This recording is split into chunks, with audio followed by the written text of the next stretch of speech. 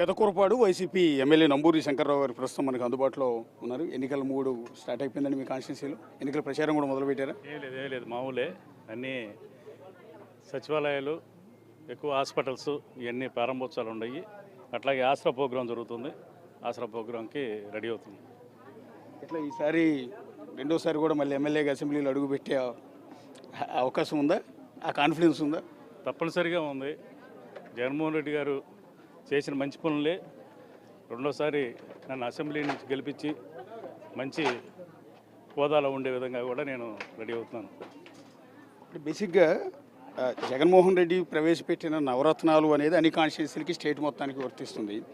పెదకూరపాడులో ఇది నంబూరి శంకర్రావు మార్క్ పరిపాలన, Namburi Shankarrao mark development ఉంది, ఇది నేను చేశాను అని చెప్పుకోవడానికి ఏమైనా ఉందా? పెదకూరపాడు నియోజకవర్గం గతంలో చాలామంది ఇక్కడ మినిస్టర్ కానీ ఎమ్మెల్యేలు కానీ కూడా చేశారు. కానీ అభివృద్ధికి అయితే ఈ నియోజకవర్గం నోచుకోలేదు ఎక్కడా కూడా. నేను వచ్చిన తర్వాత ఈ 5 సంవత్సరాల్లో నా మార్క్ అనేది శంకర్రావు బాగా చేశాడు అనేది అందరూ చెప్పుకునే విధంగా ఎవరో చేయలేని కూడా.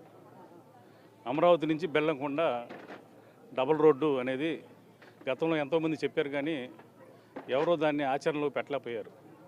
నేను దాన్ని సీఎం గారి దగ్గర అనేక సార్లు తిరిగి మరి నాబార్డు ఫండ్స్ తోటి నాకు చైర్మన్ గారు తెలియటం వల్ల ఆయన దగ్గర రిక్వెస్ట్ చేసి అమౌంట్లు కూడా తీసుకొచ్చి 150 కోట్ల రూపాయలతోటి శాంక్షన్ చేయించి సీఎం గారి చేతుల మీదుగా శంకుస్థాపన చేసి వర్క్ ప్రోగ్రెస్లో శరవేగంగా నడుస్తుంది. అట్లాగే మన ప్రాంతం ఇది యాక్చువల్గా చివరి ప్రాంతం, తెలంగాణ ఎంట్రన్స్ ఇది మాది.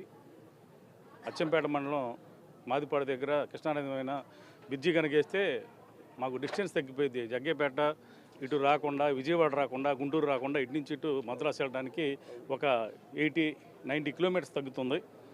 దానివల్ల నేను ఆలోచన చేసి దాన్ని కూడా ఒక 66 కోట్లు పెట్టి బ్రిడ్జి శాంక్షన్ చేయించి టెండర్ పిలిపించడం కూడా జరిగింది. అది వస్తే ఆ ప్రాంతం పూర్తిగా కమర్షియల్గా డెవలప్ అవడానికి ఒక మంచి అవకాశం ఆ ప్రాంతానికి.